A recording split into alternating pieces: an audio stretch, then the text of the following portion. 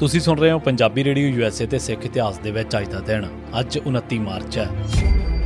29 March 1552 Guru Angad Sahib ਜਿਸ ਦਿਨ ਜੋਤੀ ਜੋਤ ਸਮਾਏ ਉਸ ਦਿਨ ਮੌਜੂਦਾ ਕੌਮਾਂਤਰੀ ਕੈਲੰਡਰ ਦੀ ਤਾਰੀਖ 29 ਮਾਰਚ 1552 ਸੀ। ਗੁਰੂ ਤੇਗ ਬਹਾਦਰ ਸਾਹਿਬ 1656 ਤੋਂ 1664 ਦੇ ਸ਼ੁਰੂ ਤੱਕ ਪੂਰਬ ਦੇ ਵਿੱਚ ਸਿੱਖ ਧਰਮ ਦੇ ਪ੍ਰਚਾਰ ਵਾਸਤੇ ਗਏ ਹੋਏ ਸਨ। ਇਸੇ ਦੌਰਾਨ ਆਪ 29 ਮਾਰਚ 1657 ਦੇ ਦਿਨ ਮਾਇਆਪੁਰੀ ਹੁਣ ਹਰਿਦੁਆਰ ਦੇ ਵਿੱਚ ਪੁੱਜੇ ਸਨ। ਜਦ ਗੁਰੂ ਗੋਬਿੰਦ ਸਾਹਿਬ ਚੱਕ ਨਾਨਕੀ ਅਨੰਦਪੁਰ ਦੇ ਵਿੱਚ ਸਨ ਤਾਂ ਆਪ ਕੋਲ ਬਹੁਤ ਸਾਰੇ ਕਵੀ ਅਤੇ ਕਲਾਕਾਰ ਆ ਕੇ ਰਹਿਣ ਲੱਗ ਪਏ। ਇਹਨਾਂ ਦੇ ਵਿੱਚ ਭਾਈ ਨੰਦ ਲਾਲ ਅਤੇ ਕਵੀ ਮੰਗਲ ਵੀ ਸਨ। ਭਾਈ ਨੰਦ ਲਾਲ 29 ਮਾਰਚ 1682 ਦੇ ਦਿਨ ਉੱਥੇ ਪੁੱਜੇ ਸਨ। 29 ਮਾਰਚ 1695 ਪਹਿਲੀ ਵਿਸਾਖ ਸੰਮਤ 1752 ਬਿਕਰਮੀ ਦੇ ਦਿਨ ਅਨੰਦਪੁਰ ਸਾਹਿਬ ਦੇ ਵਿੱਚ ਸੰਗਤਾਂ ਦਾ ਇੱਕ ਵੱਡਾ ਭਾਰੀ ਇਕੱਠ ਹੋਇਆ। ਅਨੰਦਪੁਰ ਸਾਹਿਬ ਦੇ ਵਿੱਚ ਅਜਿਹਾ ਵੱਡਾ ਇਕੱਠ ਪਹਿਲਾਂ ਕਦੇ ਨਹੀਂ ਸੀ ਹੋਇਆ। ਇਸ ਇਕੱਠ ਦੇ ਵਿੱਚ ਗੁਰੂ ਸਾਹਿਬ ਨੇ ਹੁਕਮਨਾਮਾ ਜਾਰੀ ਕੀਤਾ ਕਿ ਅੱਗੇ ਤੋਂ ਕੋਈ ਵੀ ਸਿੱਖ ਆਪਣੇ ਕੇਸ ਨਹੀਂ ਕਟਾਏਗਾ, ਮਰਨੇ ਪਰਨੇ ਤੇ ਭੱਦਣ ਨਹੀਂ ਕਰੇਗਾ। ਉਹਨਾਂ ਕਿਹਾ ਕਿ ਅੱਗੇ ਤੋਂ ਹਰ ਸਿੱਖ ਆਪਣੇ ਬੱਚਿਆਂ ਦੇ ਕੇਸ ਜਮਾਂਦਰੂ ਰੱਖੇਗਾ ਅਤੇ ਹੱਥ ਦੇ ਵਿੱਚ ਕੜਾ ਪਹਿਨੇਗਾ। ਗੁਰੂ ਨਾਨਕ ਸਾਹਿਬ ਦੇ ਵੇਲੇ ਤੋਂ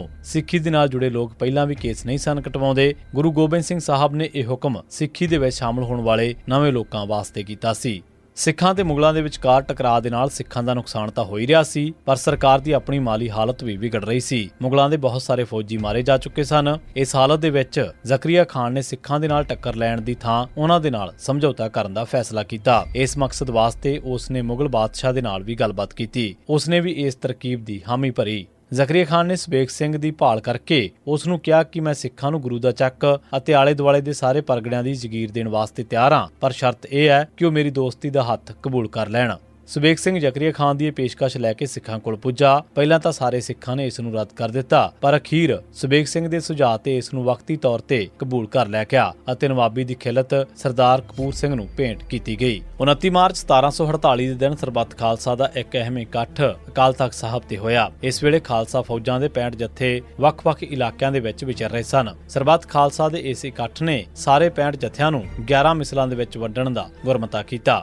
ਮਰਹੱਟਿਆਂ ਨੂੰ ਬੁਰੀ ਤਰ੍ਹਾਂ ਤਬਾਹ ਕਰਨ ਅਤੇ ਲੱਖਾਂ ਕਰੋੜਾਂ ਦਾ ਮਾਲ ਲੁੱਟਣ ਮਗਰੋਂ ਆਪਣੇ ਆਪ ਨੂੰ ਦੁਨੀਆ ਦੀ ਸਭ ਤੋਂ ਵੱਡੀ ਤਾਕਤ ਅਤੇ ਕਾਮਯਾਬ ਤਾਕਤ ਸਮਝਦਾ ਹੋਇਆ ਅਹਿਮਦ ਸ਼ਾਹ ਦਿੱਲੀ ਤੋਂ ਮੁੜ ਪਿਆ। ਉਹ 29 ਮਾਰਚ 1761 ਦੇ ਦਿਨ ਪੁੱਜਿਆ ਸੀ। ਇੱਥੇ ਪਟਿਆਲੇ ਦਾ ਰਾਜਾ ਆਲਾ ਸਿੰਘ ਅਹਿਮਦ ਸ਼ਾਹ ਦੇ ਦਰਬਾਰ ਦੇ ਵਿੱਚ ਹਾਜ਼ਰ ਹੋਇਆ ਅਤੇ ਬਹੁਤ ਸਾਰੇ ਕੀਮਤੀ ਤੋਹਫੇ ਪੇਸ਼ ਕੀਤੇ। ਅਹਿਮਦ ਸ਼ਾਹ ਨੇ ਖੁਸ਼ ਹੋਣ ਦੀ ਬਜਾਏ ਆਲਾ ਸਿੰਘ ਨੂੰ ਗ੍ਰਿਫਤਾਰ ਕਰ ਲਿਆ ਕਿਉਂਕਿ ਉਸਨੇ ਬੀਤੇ ਸਾਲ ਮਰਹੱਟਿਆਂ ਦੀ ਮਦਦ ਕੀਤੀ ਸੀ। ਆਲਾ ਸਿੰਘ ਨੇ ਅਹਿਮਦ ਸ਼ਾਹ ਤੋਂ ਇਸ ਗਲਤੀ ਦੀ ਮਾਫੀ ਮੰਗ ਲਈ। ਅਹਿਮਦ ਸ਼ਾਹ ਨੇ ਉਸ ਨੂੰ 3 ਲੱਖ ਰੁਪਏ ਦਾ ਜੁਰਮਾਨਾ ਅਦਾ ਕਰਨ ਵਾਸਤੇ ਆਖਿਆ। ਜੁਰਮਾਨਾ ਵਸੂਲ ਕਰਨ ਮਗਰੋਂ ਅਹਿਮਦ ਸ਼ਾਹ ਨੇ ਆਲਾ ਸਿੰਘ ਨੂੰ ਅਫਗਾਨ ਹਕੂਮਤ ਵੱਲੋਂ ਪਟਿਆਲੇ ਦਾ ਰਾਜਾ ਦਾ ਅਹੁਦਾ ਦੇ ਦਿੱਤਾ। ਮਗਰੋਂ ਆਲਾ ਸਿੰਘ ਵੱਲੋਂ ਅਫਗਾਨੀਆਂ ਦੀ ਗੁਲਾਮੀ ਕਬੂਲਣ ਤੇ ਸਰਬੱਤ ਖਾਲਸਾ ਦੇ ਜਥੇਦਾਰ ਜੱਸਾ ਸਿੰਘ ਆਹਲੂਵਾਲੀਆ ਨੇ ਉਸ ਦੀ ਬੇਇੱਜ਼ਤੀ ਕੀਤੀ ਅਤੇ ਉਸ ਨੂੰ ਭਾਰੀ ਜੁਰਮਾਨਾ ਕੀਤਾ। ਆਲਾ ਸਿੰਘ ਨੇ ਸਰਬੱਤ ਖਾਲਸਾ ਨੂੰ ਵੀ ਜੁਰਮਾਨਾ ਅਦਾ ਕੀਤਾ। ਗੁਜਰਾਤ ਦੀ ਹਾਰ ਤੋਂ ਬਾਅਦ ਚਤਰ ਸਿੰਘ ਅਤੇ ਸ਼ੇਰ ਸਿੰਘ ਨੇ 14 ਮਾਰਚ 1849 ਦੇ ਦਿਨ ਹਥਿਆਰ ਸੁੱਟ ਦਿੱਤੇ ਸਨ। ਸਿੱਖ ਫੌਜਾਂ ਵੱਲੋਂ ਹਥਿਆਰ ਸੁੱਟਣ ਤੋਂ 15 ਦਿਨ ਬਾਅਦ 29 ਮਾਰਚ 1849 ਨੂੰ ਲਾਰਡ ਡਲਹੌਜ਼ੀ ਨੇ ਪੰਜਾਬ ਨੂੰ ਅੰਗਰੇਜ਼ੀ ਰਾਜ ਦੇ ਵਿੱਚ ਸ਼ਾਮਲ ਕਰਨ ਦਾ ਐਲਾਨ ਕਰ ਦਿੱਤਾ। ਇਸ ਦਿਨ ਫਿਰ ਪੰਜਾਬ ਗੁਲਾਮ ਹੋ ਗਿਆ। 29 ਮਾਰਚ 1917 ਦੇ ਦਿਨ ਗਦਰੀ ਆਗੂਆਂ ਫਿਲਪਾਈਨ ਵਾਸੀ ਹਾਫਿਜ਼ ਅਬਦੁੱਲਾ ਅਤੇ ਅਰੂੜ ਸਿੰਘ ਵਾਸੀ ਸੰਘਵਾਲ ਨੂੰ ਲਾਹੌਰ ਜੇਲ੍ਹ ਦੇ ਵਿੱਚ ਫਾਂਸੀ ਦਿੱਤੀ ਗਈ। ਇਸੇ ਦਿਨ ਗਦਰ ਲਹਿਰ ਦੇ ਇੱਕ ਹੋਰ ਆਗੂ ਭਾਈ ਬਲਵੰਤ ਸਿੰਘ ਵਾਸੀ ਖੁਰਦਪੁਰ ਜ਼ਿਲ੍ਹਾ ਜਲੰਧਰ, ਜੋ ਕਿ ਵੈਨਕੂਵਰ ਗੁਰਦੁਆਰੇ ਦੇ ਪਹਿਲੇ ਗ੍ਰੰਥੀ ਰਹੇ ਸਨ, ਉਹਨਾਂ ਨੂੰ ਝੂਠਾ ਮੁਕੱਦਮਾ ਬਣਾ ਕੇ ਗਦਰ ਸਾਜ਼ਿਸ਼ ਕੇਸ ਦੇ ਨਾਂ ਤੇ ਇਸੇ ਦਿਨ ਹੀ ਲਾਹੌਰ ਜੇਲ੍ਹ ਦੇ ਵਿੱਚ ਫਾਂਸੀ ਤੇ ਚੜਾ ਦਿੱਤਾ ਗਿਆ। ਅਕਾਲੀ ਦਲ ਦੀ ਸੈਂਟਰਲ ਜਮਾਤ ਨੂੰ ਜ਼ਿਲ੍ਹਾ ਅਤੇ ਦੂਜੇ ਅਕਾਲੀ ਜਥਿਆਂ ਤੋਂ ਵੱਖਰਿਆਉਣ ਵਾਸਤੇ 29 ਮਾਰਚ 1922 ਦੇ ਦਿਨ ਦਲ ਨੇ ਆਪਣੇ 6ਵੇਂ ਮਤੇ ਦੇ ਮੁਤਾਬਕ ਇਸ ਦਾ ਨਾਂ ਸ਼੍ਰੋਮਣੀ ਅਕਾਲੀ ਦਲ ਰੱਖ ਦਿੱਤਾ। 29 ਮਾਰਚ 1986 ਦੇ ਦਿਨ ਪੁਲਿਸ ਨੇ ਤਰਨਤਾਰਨ ਕੋਲ ਪਿੰਡ ਕੈਰੋਵਾਲ ਦੇ ਵਿੱਚ 18 ਸਾਲ ਦੇ ਇੱਕ ਸਿੱਖ ਨੌਜਵਾਨ ਨਵਦੀਪ ਸਿੰਘ ਪੁੱਤਰ ਅਨੋਖ ਸਿੰਘ ਨੂੰ ਉਸ ਦੇ ਘਰ ਦੇ ਵਿੱਚ ਹੀ ਗੋਲੀਆਂ ਮਾਰ ਕੇ ਕਤਲ ਕਰ ਦਿੱਤਾ। 29 ਮਾਰਚ 1987 ਦੇ ਦਿਨ ਮੈਡੀਕਲ ਕਾਲਜ ਅੰਮ੍ਰਿਤਸਰ ਦੇ ਨੇੜੇ ਹੀਰਾ ਸਿੰਘ ਨਾਂ ਦੇ ਇੱਕ ਸਿੱਖ ਨੂੰ ਨਕਲੀ ਮੁਕਾਬਲੇ ਦੇ ਨਾਂ ਹੇਠ ਮਾਰ ਦਿੱਤਾ ਗਿਆ। 29 ਮਾਰਚ 1990 ਦੇ ਦਿਨ ਪੰਜਾਬ ਪੁਲਿਸ ਨੇ ਜਸਬੀਰ ਸਿੰਘ ਬੱਬੂ ਪੁੱਤਰ ਗੁਰਦੀਪ ਸਿੰਘ ਵਾਸੀ ਰਮਦਾਸ ਹੁਸ਼ਿਆਰਪੁਰ, ਜਗਤਾਰ ਸਿੰਘ ਪੀਏ ਬਾਬਾ ਗੁਰਬਚਨ ਸਿੰਘ ਮਾਨੋਚਾਲ ਵਾਸੀ ਨੁਸ਼ਹਿਰਾ ਪਨੂਆ ਤਰਨਤਾਰਨ, ਪ੍ਰੇਮ ਸਿੰਘ ਪੁੱਤਰ ਪੂਰਨ ਸਿੰਘ ਅੰਮ੍ਰਿਤਸਰ ਨੂੰ ਨਕਲੀ ਮੁਕਾਬਲਿਆਂ ਦੇ ਵਿੱਚ ਸ਼ਹੀਦ ਕਰ ਦਿੱਤਾ। 29 ਮਾਰਚ 1991 ਦੇ ਦਿਨ ਪੰਜਾਬ ਪੁਲਿਸ ਨੇ ਪਵਿੱਤਰ ਸਿੰਘ ਬੱਬਰ ਨੂੰ ਨਕਲੀ ਮੁਕਾਬਲੇ ਦੇ ਵਿੱਚ ਸ਼ਹੀਦ ਕਰ ਦਿੱਤਾ। 29 ਮਾਰਚ 1987 ਦੇ ਦਿਨ ਹਰਵਿੰਦਰ ਸਿੰਘ ਪੁੱਤਰ ਗੁਰਦੀਪ ਸਿੰਘ ਵਾਸੀ ਧਨੇਠਾ ਪਟਿਆਲਾ ਨੂੰ ਨਕਲੀ ਮੁਕਾਬਲੇ ਦੇ ਨਾਂ ਤੇ ਸ਼ਹੀਦ ਕਰ ਦਿੱਤਾ।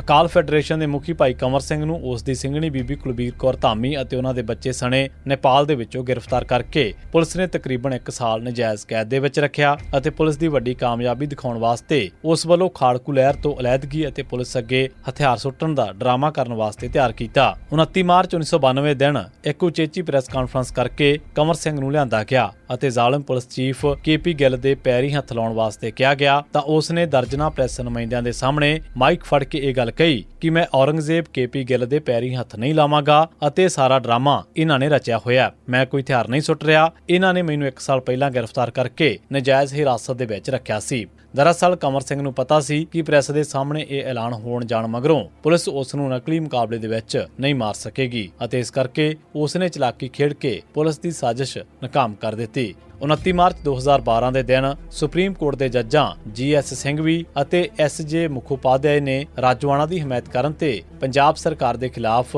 ਗੈਰ ਕਾਨੂੰਨੀ ਟਿੱਪਣੀਆਂ ਕੀਤੀਆਂ ਅਤੇ ਆਪਣੀ ਸਿੱਖ ਨਫ਼ਰਤ ਦਾ ਇਜ਼ਹਾਰ ਕੀਤਾ। ਫਿਰ ਕੁਝ ਜੱਜਾਂ ਨੇ ਰਾਜਵਾਨਾ ਦੇ ਹੱਕ ਦੇ ਵਿੱਚ ਐਜੀਟੇਸ਼ਨ ਤੇ ਵੀ ਸਾੜੇ ਅਤੇ ਕੀਨੇ ਦਾ ਇਜ਼ਹਾਰ ਕੀਤਾ। 29 ਮਾਰਚ 2012 ਦੇ ਦਿਨ ਗੁਰਦਾਸਪੁਰ ਦੇ ਵਿੱਚ ਬਲਵੰਤ ਸਿੰਘ ਰਾਜਵਾਨਾ ਦੀ ਫਾਂਸੀ ਦੇ ਖਿਲਾਫ ਹੋ ਰਹੇ ਪ੍ਰੋਟੈਸਟ ਤੇ ਕੁਝ ਲੋਕਾਂ ਨੇ ਹਮਲਾ ਕਰ ਦਿੱਤਾ। ਇਸ ਤੋਂ ਬਾਅਦ ਪੁਲਿਸੀਆਂ ਨੇ ਸਿੱਖਾਂ ਤੇ ਗੋਲੀਆਂ ਚਲਾ ਦਿੱਤੀਆਂ ਅਤੇ 18 ਸਾਲਾਂ ਦੇ ਜਸਪਾਲ ਸਿੰਘ ਪੁੱਤਰ ਗੁਰਬਚਨਜੀਤ ਸਿੰਘ ਵਾਸੀ ਸਿੱਧਵਾਂ ਪਿੰਡ ਨੂੰ ਗੋਲੀਆਂ ਮਾਰ ਕੇ ਮਾਰ ਦਿੱਤਾ ਅਤੇ ਰਣਜੀਤ ਸਿੰਘ ਪੰਧੇਰ ਨੂੰ ਸਖਤ ਜ਼ਖਮੀ ਕਰ ਦਿੱਤਾ। 29 ਮਾਰਚ 2012 ਦੇ ਦਿਨ ਗੁਰਦਾਸਪੁਰ ਦੇ ਵਿੱਚ ਸ਼ਾਂਤਮਈ ਰੋਸ ਮੁਜ਼ਾਹਰੇ ਦੇ ਉੱਤੇ ਪੁਲਿਸ ਨੇ ਗੋਲੀ ਚਲਾ ਦਿੱਤੀ। ਇਹ ਰੋਸ ਮੁਜ਼ਾਹਰਾ ਸਿੱਖ ਨੌਜਵਾਨਾਂ ਵੱਲੋਂ ਕੀਤਾ ਜਾ ਰਿਹਾ ਸੀ ਕਿਉਂਕਿ ਲੰਘੇ ਦਿਨੀ ਇੱਕ ਸਿੱਖ ਨੌਜਵਾਨ ਨੂੰ ਬੁਰੀ ਤਰ੍ਹਾਂ ਦੇ ਨਾਲ ਕੁੱਟਿਆ ਗਿਆ ਸੀ ਅਤੇ ਉਸ ਦੀ ਦਸਤਾਰ ਦੀ ਬੇਇੱਜ਼ਤੀ ਕੀਤੀ ਗਈ ਸੀ। ਉਸੇ ਮਾਮਲੇ ਦੇ ਵਿੱਚ ਦੋਸ਼ੀਆਂ ਦੀ ਫੜੋ ਫੜਾਈ ਵਾਸਤੇ ਇਹ ਰੋਸ ਮੁਜ਼ਾਹਰਾ ਕੀਤਾ ਗਿਆ ਸੀ। ਗੁਰਦਾਸਪੁਰ ਸ਼ਹਿਰ ਅਤੇ ਪੰਜਾਬ ਦੇ ਵਿੱਚ ਆਮ ਹੀ ਚਰਚਾ ਸੀ ਕਿ ਸਿੱਖ ਨੌਜਵਾਨ ਨੂੰ ਬੇਇੱਜ਼ਤ ਸ਼ਿਵ ਸੈਨਿਕਾਂ ਵੱਲੋਂ ਕੀਤਾ ਗਿਆ। ਪੁਲਿਸ ਨੇ ਸ਼ਾਂਤਮਈ ਰੋਸ ਮੁਜ਼ਾਹਰਾਕਾਰੀਆਂ ਉੱਤੇ ਗੋਲੀ ਚਲਾ ਦਿੱਤੀ ਜਿਸ ਦੇ ਕਰਕੇ 2 ਸਿੱਖ ਨੌਜਵਾਨ ਬੁਰੀ ਤਰ੍ਹਾਂ ਦੇ ਨਾਲ ਜ਼ਖਮੀ ਹੋ ਗਏ। ਇਹਨਾਂ ਦੇ ਵਿੱਚੋਂ ਇੱਕ ਸਿੱਖ ਨੌਜਵਾਨ ਜਸਪਾਲ ਸਿੰਘ ਸੀ ਜਿਹੜਾ ਕਿ ਇੰਜੀਨੀਅਰਿੰਗ ਦਾ ਸਟੂਡੈਂਟ ਸੀ। ਜ਼ਖਮਾਂ ਦੀ ਤਾਬ ਨਾ ਝੱਲਦਿਆਂ ਜਸਪਾਲ ਸਿੰਘ ਦੀ ਮੌਤ ਹੋ ਗਈ ਅਤੇ ਇੱਕ ਹੋਰ ਨੌਜਵਾਨ ਰਣਜੀਤ ਸਿੰਘ ਬੁਰੀ ਤਰ੍ਹਾਂ ਦੇ ਨਾਲ ਜ਼ਖਮੀ ਹੋ ਗਿਆ। ਰਣਜੀਤ ਸਿੰਘ ਇੱਕ ਲੋਕਲ ਦੁਕਾਨ ਦੇ ਵਿੱਚ ਕੰਮ ਕਰਦਾ ਸੀ। ਪੁਲਿਸ ਉੱਤੇ ਦੋਸ਼ ਲੱਗੇ ਕਿ ਉਸ ਨੇ AK-47 ਦੇ ਨਾਲ ਗੋਲੀਆਂ ਚਲਾ ਕੇ ਸਿੱਖ ਨੌਜਵਾਨਾਂ ਨੂੰ ਨਿਸ਼ਾਨਾ ਬਣਾਇਆ ਸੀ, ਪਰ ਬਾਅਦ ਦੇ ਵਿੱਚ ਜਸਪਾਲ ਸਿੰਘ ਦਾ ਪਰਿਵਾਰ ਇਸ ਮਾਮਲੇ ਨੂੰ ਲੈ ਕੇ ਹਾਈ ਕੋਰਟ ਦੇ ਵਿੱਚ ਪਹੁੰਚਿਆ ਅਤੇ ਪੰਜਾਬ ਤੇ ਹਰਿਆਣਾ ਹਾਈ ਕੋਰਟ ਦੇ ਵਿੱਚ CBI ਦੀ ਇਨਕੁਆਇਰੀ ਮਾਰਕ ਹੋਈ। 29 ਮਾਰਚ 2023 ਮਾਰਚ ਦੇ ਸ਼ੁਰੂਆਤੀ ਦਿਨਾਂ ਦੇ ਵਿੱਚ ਪੁਲਿਸ ਨੇ ਸਿੱਖ ਨੌਜਵਾਨਾਂ ਦੀ ਫੜੋ ਫੜਾਈ ਤੇਜ਼ ਕਰ ਦਿੱਤੀ ਸੀ ਅਤੇ ਸੈਂਕੜੇ ਸਿੱਖ ਨੌਜਵਾਨ ਹਿਰਾਸਤ ਦੇ ਵਿੱਚ ਲੈ ਲਏ ਸਨ। ਪੁਲਿਸ ਵਾਰਿਸ ਪੰਜਾਬ ਦੇ ਜਥੇਬੰਦੀ ਦੇ ਮੁਖੀ ਅੰਮ੍ਰਿਤਪਾਲ ਸਿੰਘ ਦੀ ਭਾਲ ਤਾਂ ਕਰ ਰਹੀ ਸੀ, ਪਰ ਉਹਨਾਂ ਨੌਜਵਾਨਾਂ ਨੂੰ ਨਾਲੋਂ ਨਾਲ ਚੱਕ ਰਹੀ ਸੀ ਜਿਹੜੇ ਨੌਜਵਾਨ ਸੋਸ਼ਲ ਮੀਡੀਆ ਤੇ ਜਾਂ ਸਿੱਖ ਹੱਕਾਂ ਹਕੂਕਾਂ ਦੀ ਗੱਲ ਧਰਨਿਆਂ ਮੁਜ਼ਾਹਰਿਆਂ ਦੇ ਵਿੱਚ ਕਰਦੇ ਰਹਿੰਦੇ ਸਨ। ਇਸੇ ਕਰਕੇ ਪੰਜਾਬ ਪੁਲਿਸ ਨੇ ਮਾਰਚ ਦੇ ਮਹੀਨੇ ਦੇ ਵਿੱਚ ਤਕਰੀਬਨ 350 ਤੋਂ ਵੱਧ ਸਿੱਖ ਨੌਜਵਾਨ ਹਿਰਾਸਤ ਦੇ ਵਿੱਚ ਲੈ ਲਏ। ਇਹਨਾਂ ਦੇ ਉੱਤੇ ਪੁਲਿਸ ਵੱਲੋਂ ਧਾਰਾ 107/151 ਲਾਈ ਗਈ। 29 ਮਾਰਚ 2023 ਦੇ ਦਿਨ ਅਕਾਲ ਤਖਤ ਦੇ ਸਕੱਤਰੇਤ ਦੇ ਮੁਤਾਬਕ ਪਿਛਲੇ ਦਿਨਾਂ ਦੇ ਦੌਰਾਨ ਪੁਲਿਸ ਵੱਲੋਂ ਧਾਰਾ 107/151 ਦੇ ਤਹਿਤ ਗ੍ਰਿਫਤਾਰ ਕੀਤੇ ਗਏ 360 ਸਿੱਖ ਨੌਜਵਾਨਾਂ ਦੇ ਵਿੱਚੋਂ 348 ਨੌਜਵਾਨਾਂ ਨੂੰ ਰਿਹਾ ਕੀਤਾ ਗਿਆ। ਇਹ ਜਾਣਕਾਰੀ ਸਰਕਾਰ ਪੱਧਰ ਤੇ ਅਕਾਲ ਤਖਤ ਦੇ ਜਥੇਦਾਰ ਹਰਪ੍ਰੀਤ ਸਿੰਘ ਨੂੰ ਦਿੱਤੀ ਗਈ ਸੀ, ਜਦੋਂ ਕਿ ਕੌਮੀ ਸੁਰੱਖਿਆ ਐਕਟ ਅਤੇ ਹੋਰ ਧਾਰਾਵਾਂ ਹੇਠ ਗ੍ਰਿਫਤਾਰ ਨੌਜਵਾਨਾਂ ਦੀ ਰਿਹਾਈ ਬਾਰੇ ਅਕਾਲ ਤਖਤ ਨੂੰ ਕੋਈ ਜਾਣਕਾਰੀ ਨਹੀਂ ਦਿੱਤੀ ਗਈ।